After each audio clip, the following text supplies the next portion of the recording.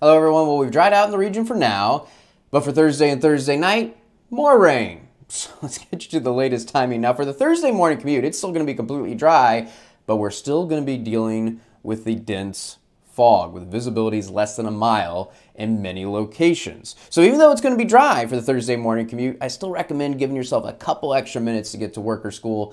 That way you can drive below the speed limit, increase your following distance from that car in front of you, and remember to use the low beams on your headlights, not the high beams. Now by 11 a.m. in the morning, I think the dense fog gone. Still think there's going to be quite a bit of light fog around, but visibility's back above a mile, not less than a mile anymore. And it's still going to be dry at 11 a.m. And I think it's going to stay dry through lunchtime, but beginning around 3 o'clock in the afternoon, we're going to start to see some showers pop up. And after 3 o'clock, the rain is really going to be filling in, and by the early evening on Thursday, we are going to be covered in a steady, moderate rain.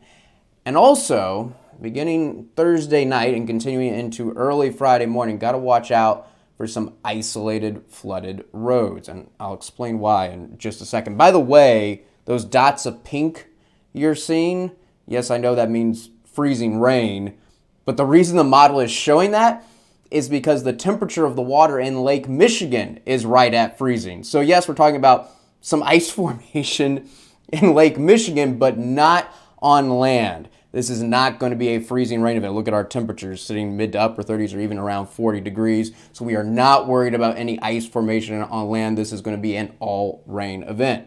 So the peak is early evening Thursday. By the time we get to the late evening, around 11 o'clock or so, transitioning back to scattered rain showers. And then we'll start to see a downtrend continue as we go through the night. So for the Friday morning commute, still got to leave in a chance for some stray showers, but I do think many will have a dry morning commute on Friday, but we'll still have to watch out for some isolated flooded roads and spots. And I do think it's only early Friday morning where we might still see a couple of stray showers. By 9 a.m., all the rain out of here, and I think we are going to stay dry until Saturday night when we might see some isolated rain and snow showers return. So when it's all said and done, Friday morning, how much rain are we going to see with this next round? A half an inch to 3/4 of an inch, which I think you're immediately thinking, so what's the big deal? Why are we under a flood watch for half an inch, 3/4 of an inch of rain? Because that shouldn't cause flooding. Well, the reason we're under a flood watch is because I showed you those temperatures, all above freezing. So all the snow that's on the ground is going to be melting. And there is a lot of snow on the ground, especially in LaPorte and Porter County from all that lake effect snow. And also what's going to speed up the melting of the snow is not just our temperatures being above freezing, but all of that rain coming down. That's going to speed up the snow melt. So with all that melting snow, in addition to the rain coming down, it's going to seem like there's been a lot more rain than just half an inch or 3/4 of an inch.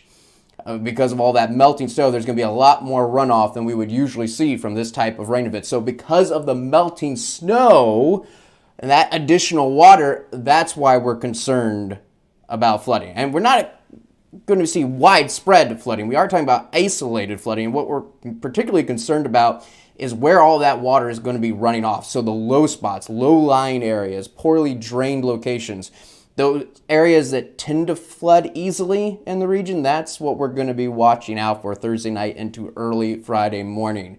That's where we could see some flooded roads. It will not be widespread, but in those low spots, that's where we could see some flooded roads. Also, along creeks and rivers, if you're going to be walking along any creeks or rivers or driving near any creeks or rivers, all of that melted snow and that rain is going to eventually flow into those rivers. And so creek and river levels are going to be rising. And in some creeks and rivers, we may actually see them overflow their banks. And where we're particularly concerned about that happening is the Kankakee River in southern Lake County and northern Newton County in particular. We've already seen the rivers start to rise there, and we expect it to rise some more.